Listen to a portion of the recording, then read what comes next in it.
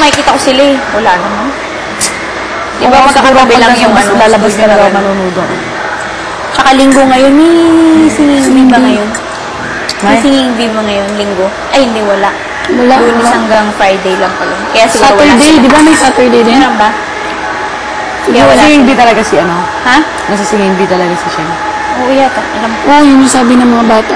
Uy, grabe si Billy, kinis niya talaga ako. May first time, akala ko beso lang. Kinis niya talaga ako. Tapos yung sa akin, yun napalapat din yata sa kanya kasi gumanon nga siya. Yung siya may tendency, gaganon din yung ano ko. Lumapat yata, may ano pa. Parang antigas pa naman nun kasi antigas ng ano ko nun, nilalagyan to ng lipstick, ng ano, diba, ng makeup, ng foundation. Nakaganon pa lang ako, tapos yung kilay ko hindi pa pantay kanina nung pinatawag. Uy, mabait talaga si Billy. Nakakulot si Billy. Kuya Billy. Kuya Billy. Oh my God. Miss ko si Billy. Okay, I wanna see him na. Ano kasi siya eh, para napaka gaan ng feeling mo sa kanya. Nakakatuwa. Lagi siya mga, hi! Sabi niya ganyan lagi sa hi! Gusto ka na! Sabi nga yun. So, sabi ni ko, ano ngayon, kumusta? Hindi ka pumunta sa bahay.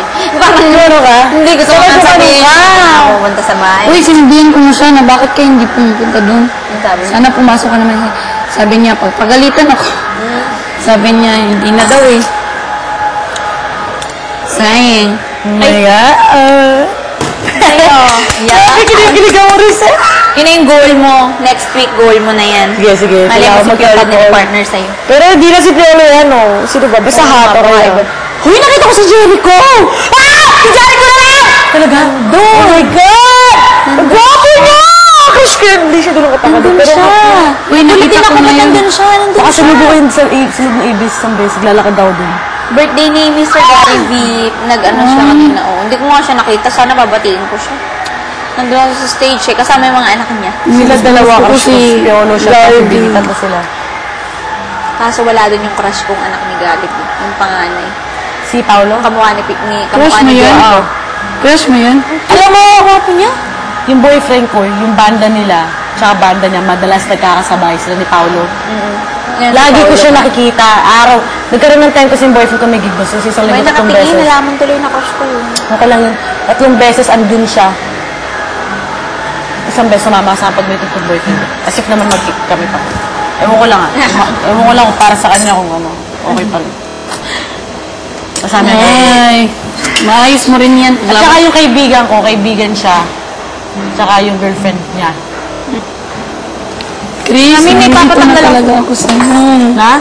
Nalilito. Bakit? Hindi kita maintindihan. Bakit di mo maintindihan na ano? Hindi. Na ano? Wala, parang complicated na. Anong complicated na? Buhay ko? Ikaw. Boyfriend ko? Mga ganong ano. May dandahan na baka kay Hansen siya kay Ruth. Wala naman yung kay Hansen. Oo nga, pero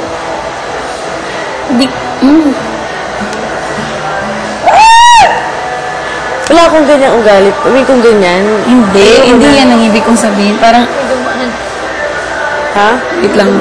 Nararamdaman ko magulo? Hindi, parang,